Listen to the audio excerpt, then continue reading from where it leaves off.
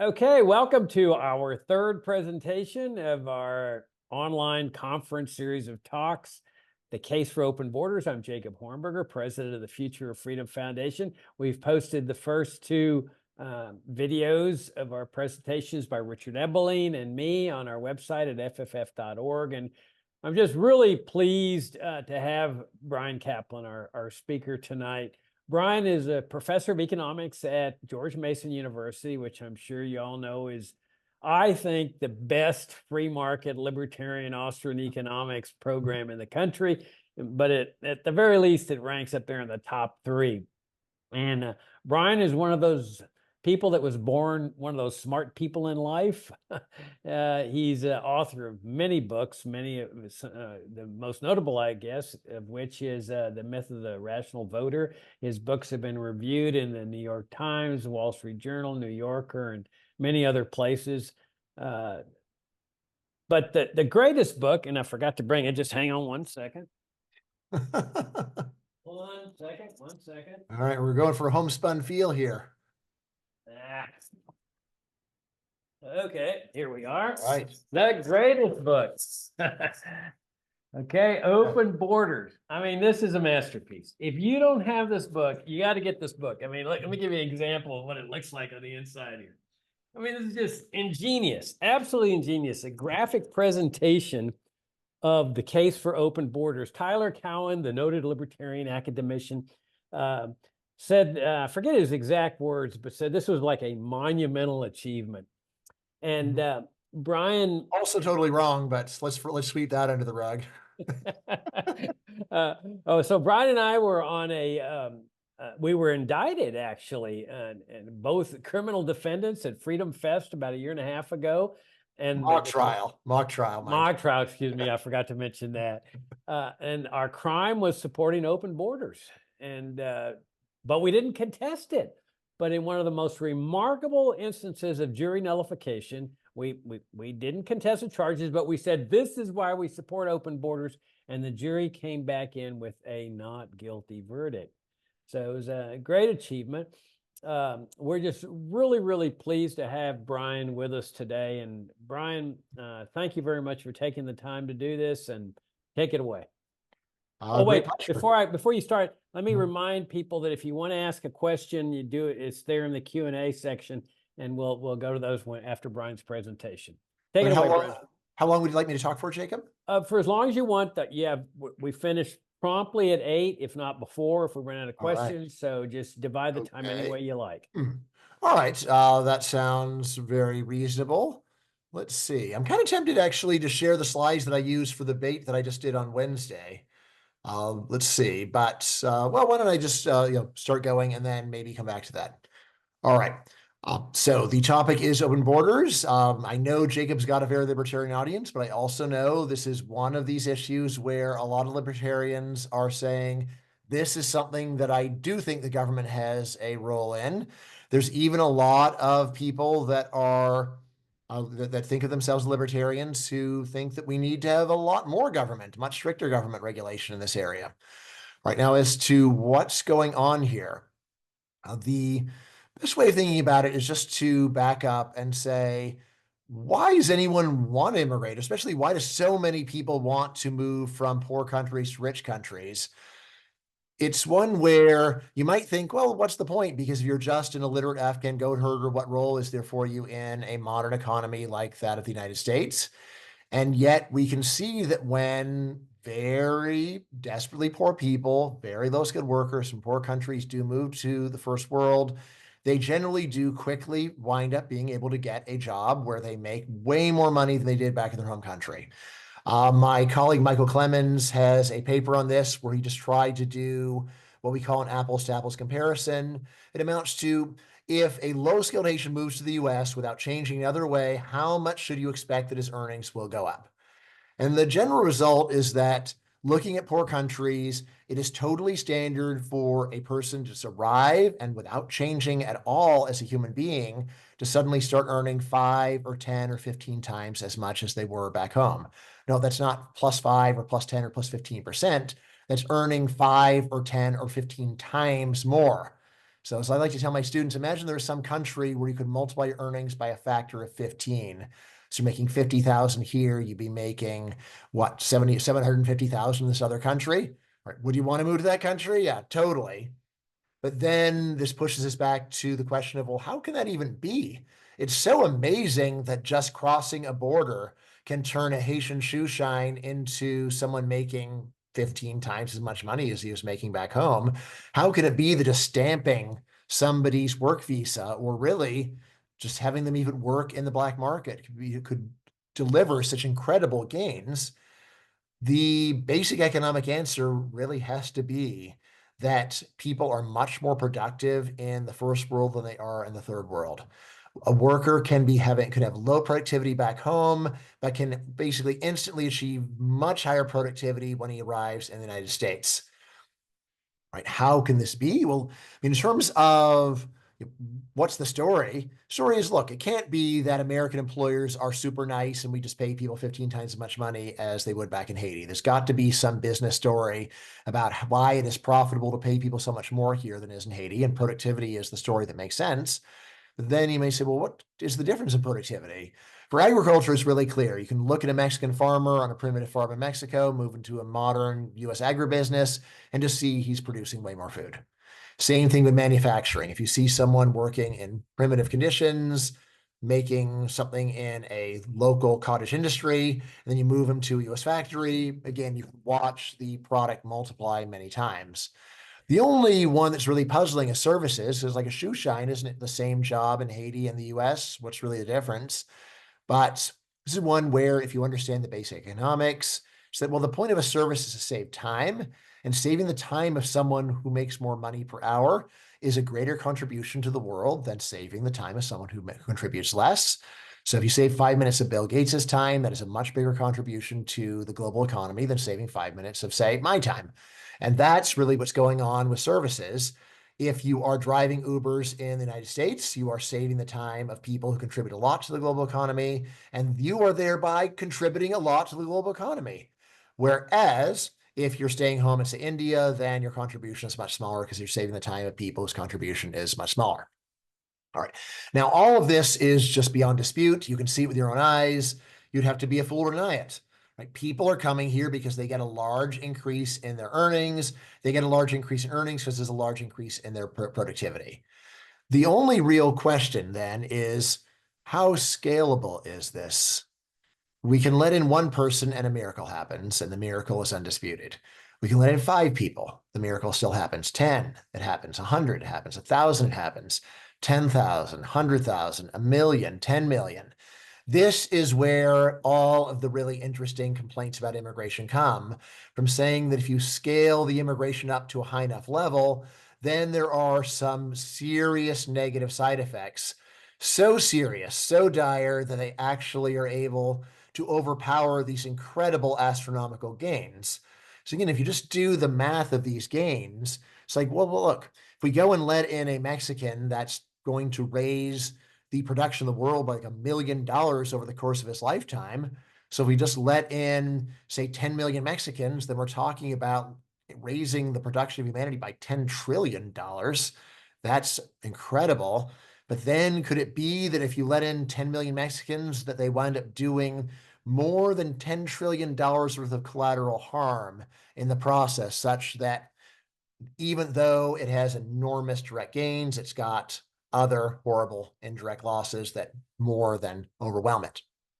If you go and read my Open Borders, I spend a lot of time going over all of the stories about why immigration might on net be a bad idea, even though on the surface it seems like it's a fantastic idea.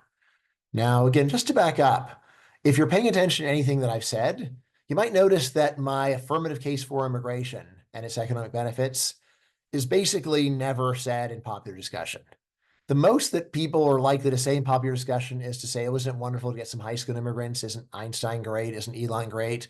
And then the obvious reply is, what the hell does that have to do with Mexican farmers? And the answer is not much. The case that I'm making, rather, is much simpler. Just says that when you let someone move from a country the productivity is low to one where the productivity is high, the total wealth of humanity is greater, and by a large amount. right? Now, one reply to this is just to say, yes, everything you said is true, except we must remember all those gains go to the immigrants, so who cares? Right? And there are actually a number of economists who have made this point and said, yes, I concede all Bryan's points, but who cares because it's all going to immigrants anyway. Tough luck. Right? What difference does it make? Right. Now, in terms of the economics, again, this is really weird because we have a lot of historical experience with large increases in production. And there is no exception to the rule that large increases in production are always broadly beneficial. Vaccines do not just benefit pharmaceutical companies. Industrialization of agriculture does not just benefit farmers. Textile factories do not just benefit the owners of the factories. The internet does not just benefit computer programmers. Instead, in all these cases, when we have a large increase in production, the natural economic result is that the production of humanity being much greater, the new products have to be sold to people, which means the price goes down and therefore the benefits get shared. If, for example, you're running a textile factory and make 1 million shirts, the owner of the factory is not going to wear 1 million shirts. He's going to go and sell those shirts, which will make shirts affordable, thereby raising living standards for the rest of humanity, all of whom are basically wearing shirts. All right. So it doesn't make sense to say that the benefits are only going to migrants. Instead, well, the migrants are obviously benefiting. A large increase in production is going to be very widely shared. So then what else can you say about the issue, right? What else can you say in terms of complaining and saying that, well, the benefits are not really what they seem? The one that's really probably most popular is just the how are we supposed to compete with all this low wage labor one? These immigrants are going to impoverish us, right? This is one where I like to say, let's go back to the most fundamental principle of economics, namely, the secret of mass consumption is mass production. The secret of mass consumption is mass production. Anytime that you are increasing the wealth of humanity, you are making human beings on average better off. And this is an insight that lets us go and judge seemingly complex questions with a definite answer. So you might say, look, tractors, on the one hand, they make more food. On the other hand, they devastate rural communities. Who's to say whether tractors are a good idea? And the answer is tractors lead to a much greater production of food. The food will be consumed by humans. So on average, this is beneficial for humans. So it is improvement for humanity in general. This is a good policy. All right. So same thing with immigration. If we are raising the production of humanity in general, we are enriching people on average. You say, well, but there's some people won't gain. Yeah, duh. That is true for all progress. There is no such thing as progress that actually benefits everyone. Vaccines were bad for morticians. So you can either say we're going to go and hold back all progress because someone somewhere might be hurt, or you can just embrace reality and say, yeah, obviously all progress hurts some people, but a great policy is to say, tough luck, we shall forge ahead. That is the secret of progress. All right. So the story about immigration impoverishing humanity really makes no sense at all, right? You'd say that there are certain losers, but on the other hand, there's also, of course, even more winners because there are people that are competing with the workers. There are people that are consuming the product of those very same workers. In terms of whether immigration is personally good or bad for you, this is where you need to ask the question, well, is the immigrant producing what I produce, or are they producing what I consume? If they produce what you produce, then the immigration is indeed bad for you. So when you let in more foreign-born economists, that's bad for me. On the other hand, if they produce what you consume, that's good for you. Let in more Afghan cooks, that's good for me because I like their food. Right. But again, if you're wondering what can we say overall, the best thing to say overall is, well, what happened to the total production of the human race? Total production of the human race is higher. Therefore, humans in general are going to be better off. And again, anytime there's a large increase in production, the benefits are always widely enjoyed without exception in the real world, right, for major historical events. All right. So we've got this complaint about causing poverty. Now, also worth pointing out, as I do throughout the book, that even if you bought the complaint, it's still no good reason to keep immigrants out, because if you're really worried about that, how about say the immigrants can come, but they have to pay an entry fee or higher taxes, and you can use that money to go and compensate whatever natives you're worried about losing. And again, why is that better? It's better because then we don't stop production from dramatically rising. That's why it's better. All right, then in my book, I go over to the fiscal complaint saying that immigrants will go and consume more in services than they use in taxes, or than they pay in taxes. So one, again, you cannot just figure it out in your head. You've got to go and look at actual careful number crunching. In the book, I go out of my way to look at people that do not have an axe to grind, that are not especially pro or anti-immigration, that are just boring quants. And what do we see? Well, big National Academy of Sciences report that I rely on says that the average immigrant that currently comes to the US is definitely a net fiscal positive. And then for possible immigrants, the main group that we need to be worried about are high school dropouts. So even just high school graduates, as long as they come when they're young, are still a net fiscal positive. That means that if we take an estimate of all the additional taxes that they will cause the US to have and subtract all the extra services they will cause the US to provide, the sum of that number turns out to be greater than zero. All right, now this, by the way, is one where it's very hard to give arguments because it's just a lot of detailed number crunching. But there are a few considerations that make it easier to understand how the numbers could work out the way that they do. First of all, it's important to remember that the main kind of redistribution that modern governments do is not rich to poor, it's young to old. Immigrants, even when they're poor, do tend to be young. And so that winds up tipping the scales in favor of immigrants because of their youth. Another big thing to notice is that we spend a ton of money on kids. And while immigrants do have children that go to school, the big difference is that an adult immigrant has their education paid for by their home country rather than by the receiving country.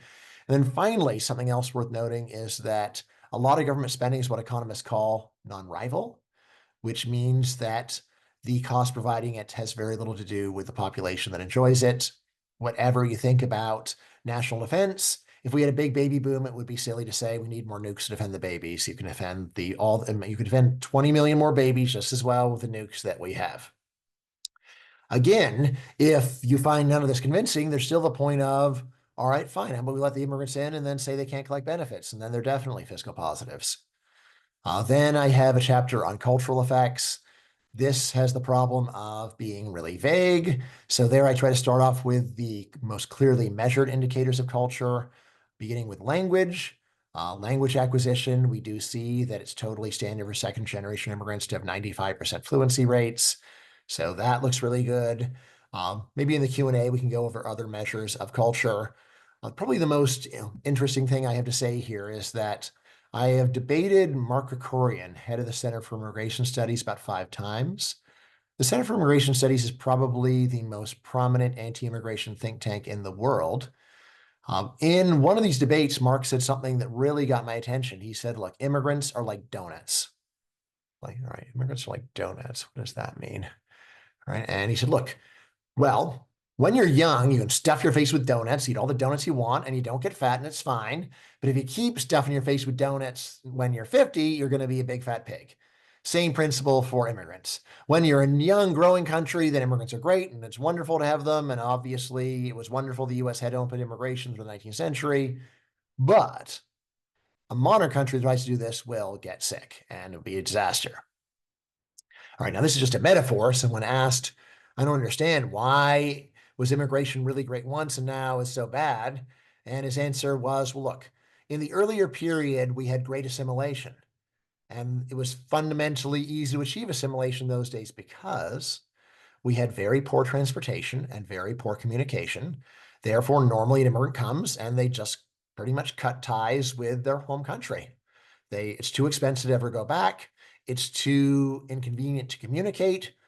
Therefore, people show up and they set down roots. They adopt the culture of their new country.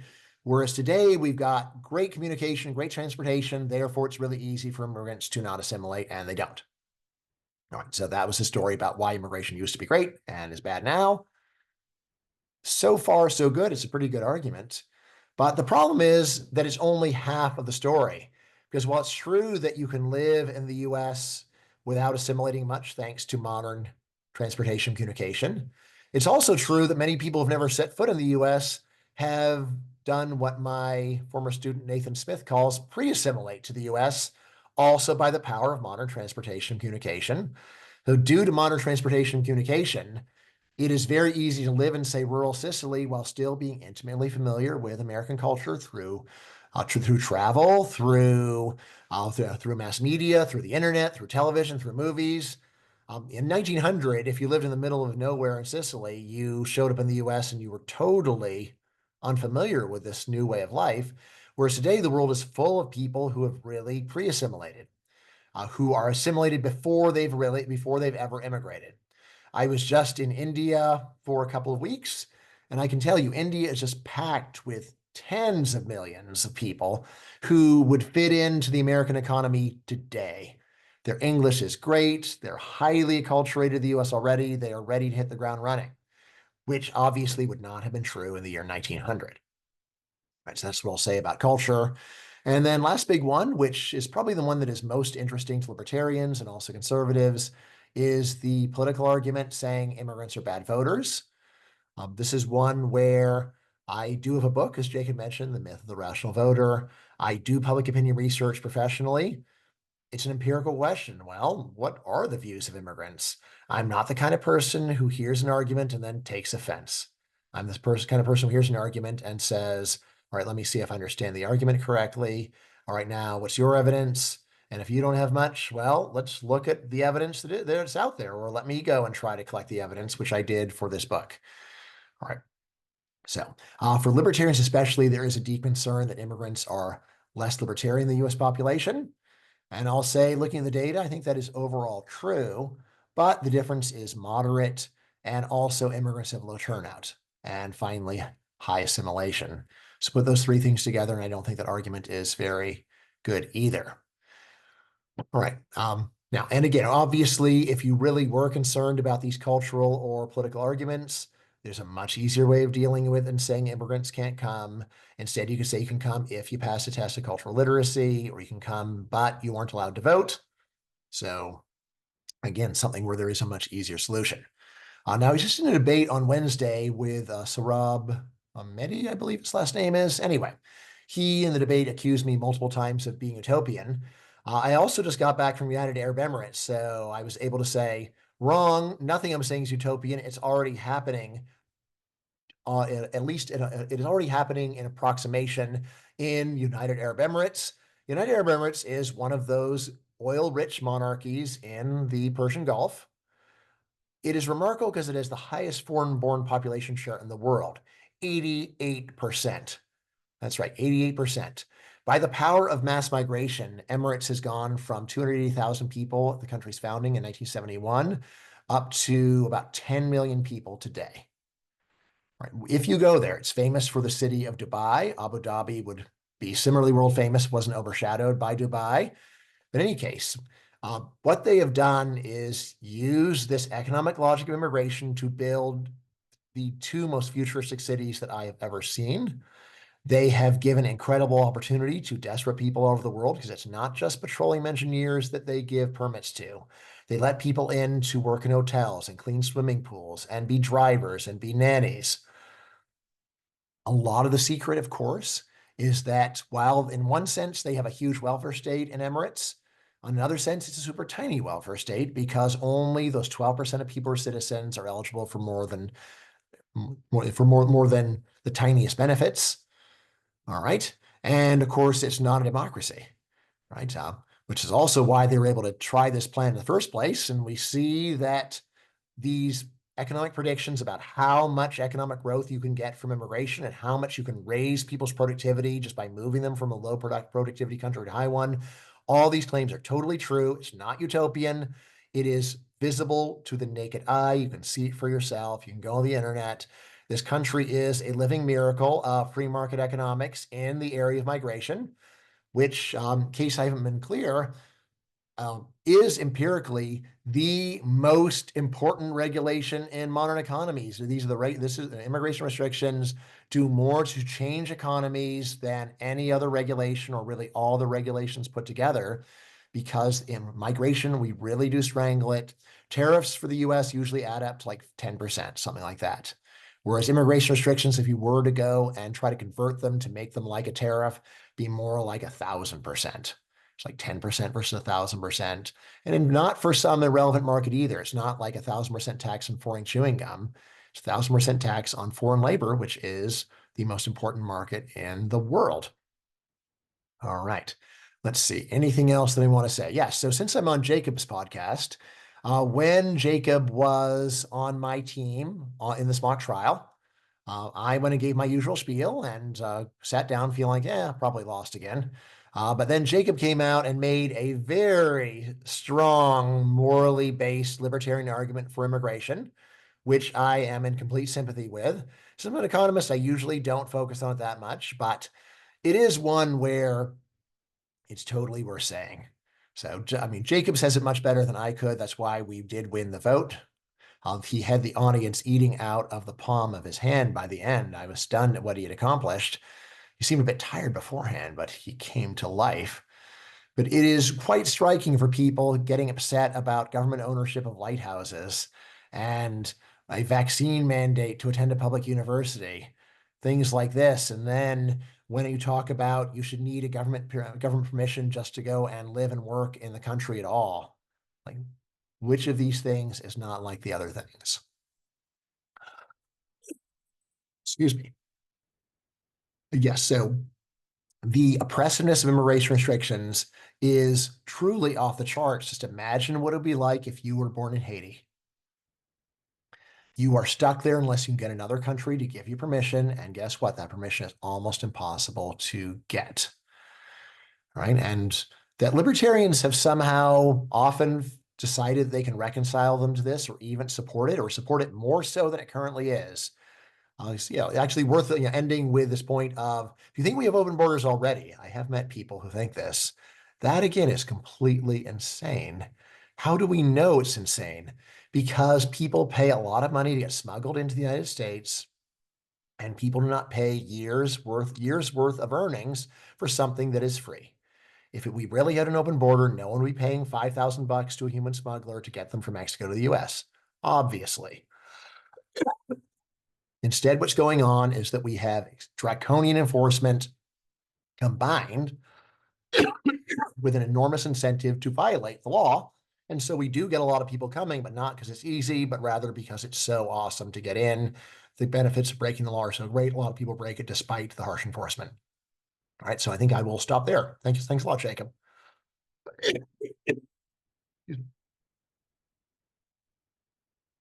Okay, great presentation. Thank you, Bryan. And so we'll If you now. don't mind, Jacob, while people are thinking of their questions, I'm going to get a drink of water because I'm about Yeah. Go ahead. my apologies. No problem.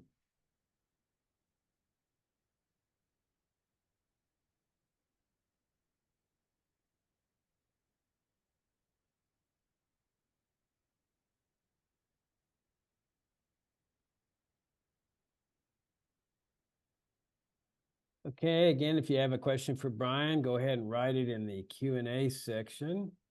All right. Okay, Bryan, before we get started, we got one question here, but I wanted to ask you about Oh, sure. the EU and Mhm. the Schengen Agreement and so Yes. forth. Mhm. Can you, I remember there was a time when people were predicting that this would be a disaster if Uh-huh. everybody could just cross over. Can you talk a Mhm. little bit about that? Yeah, I'm happy to. Of course, there's plenty of people who say it was a disaster.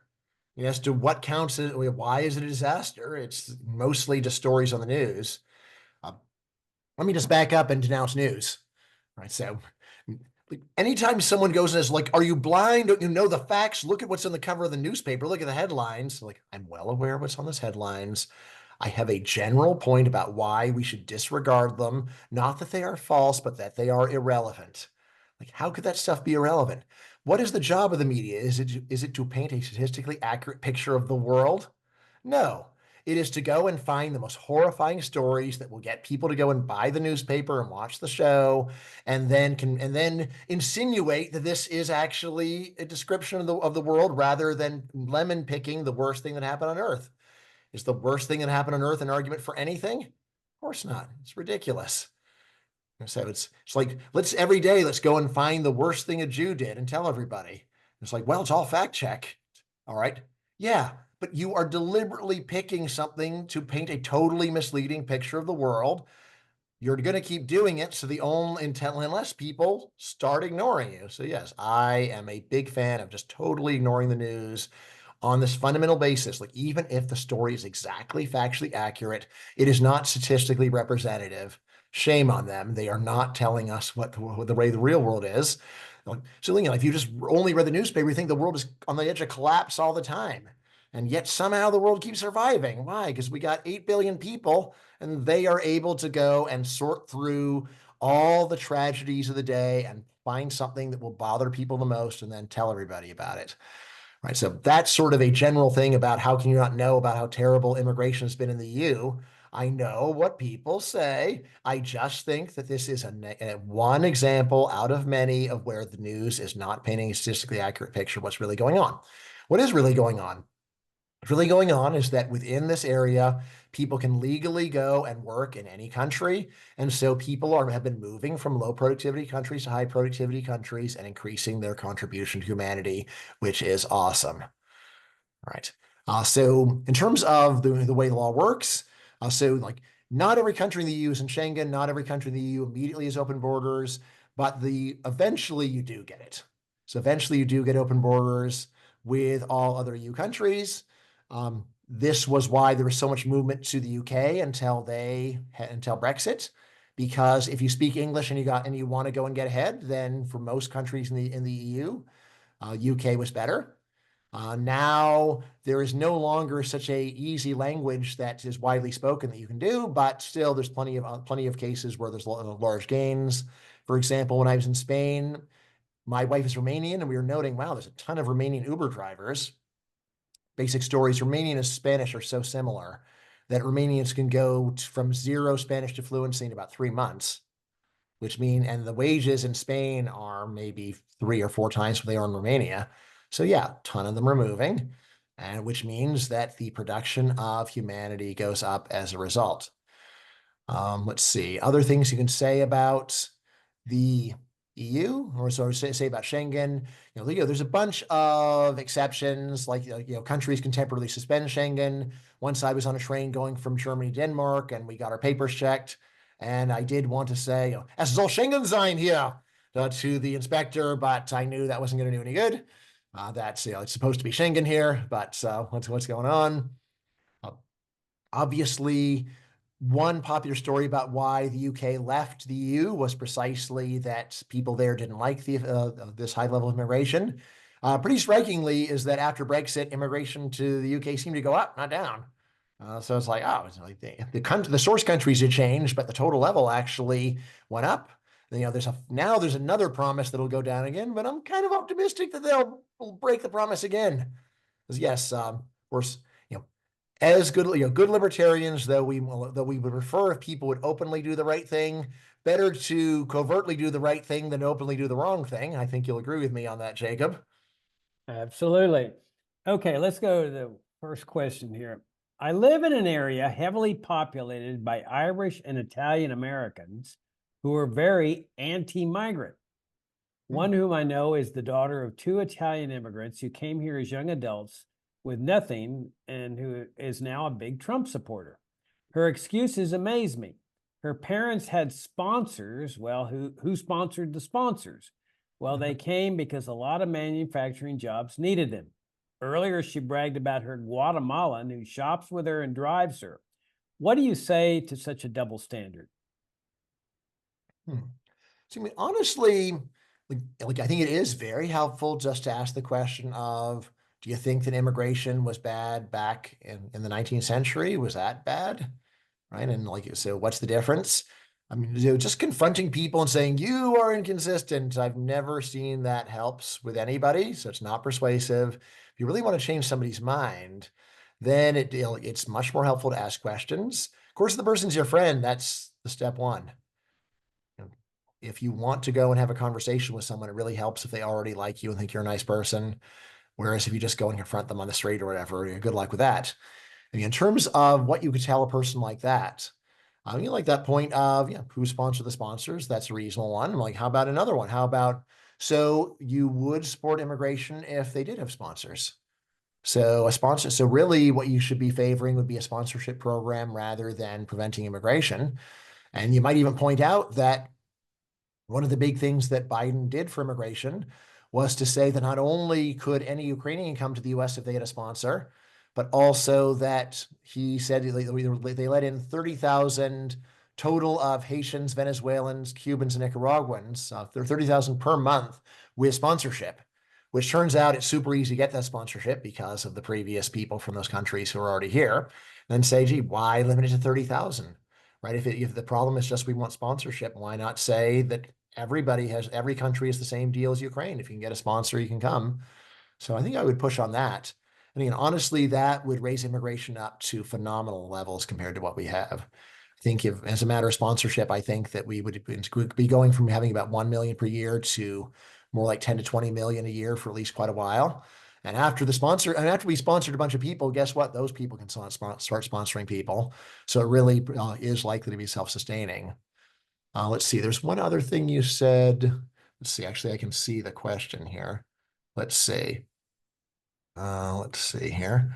Yeah, and then in terms of like, the Guatemalan that the person has, I think that's another thing just to work on and not say, oh, thou hypocrite, but say, well, like, have you ever talked to your Guatemalan and do they have some relatives they'd like to get here? Would you object to that? Like, would be, seems like you like this person, you think this person positively contributes. Why do you think you think this is the only person like that in that country? How about more? That does raise one of the common objections that we receive is what if the whole world were Mhm, going to move to the mhm, United mhm, States? mhm. Sure. I mean, say something very similar for what if the whole world were going to move to New York City, or the whole country rather, all of America would move to Miami or New York City or San Francisco. And there the answer is we've got market forces.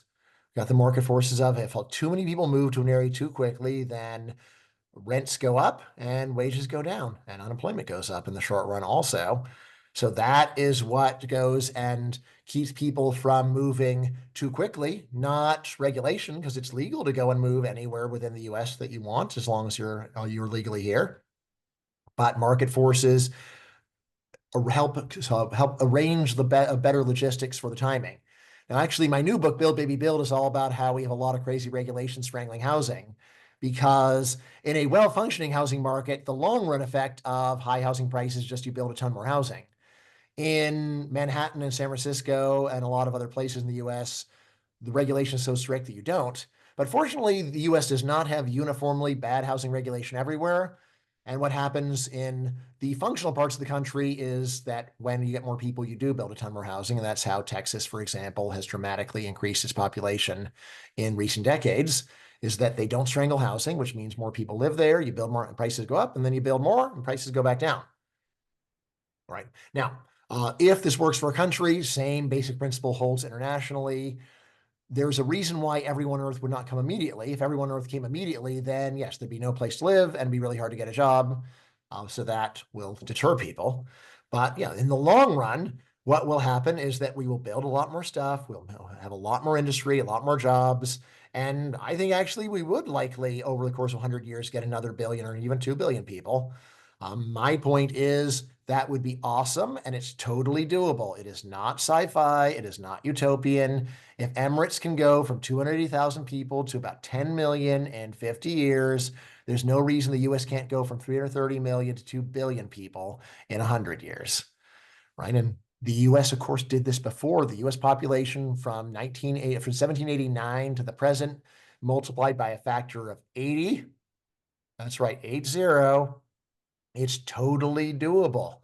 Anyone who thinks otherwise just doesn't know actual economic history, because actual economic history shows us that can easily do something that sounds impossible.